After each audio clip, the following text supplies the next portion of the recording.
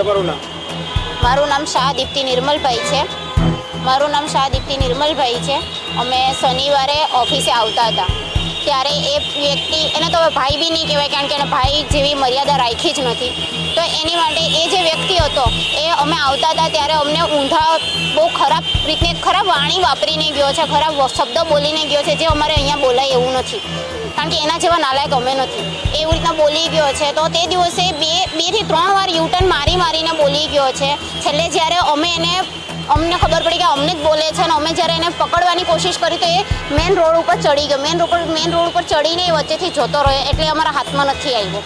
તો અમે તે દિવસે મેં એનો ફેસ બરાબર યાદ રાખેલો હતો કે જે દિવસે મને ભટકાય, જે દિવસે હું એને જોઉં તે દિવસે હું એને પકડીશ. તો આજે જ સવારે અમે ઓફિસ આવતા હતા, 9:15ની વાત છે. સવારમાં ઓફિસ આવતા હતા ત્યારે એ વ્યક્તિ મેં એને જોયા.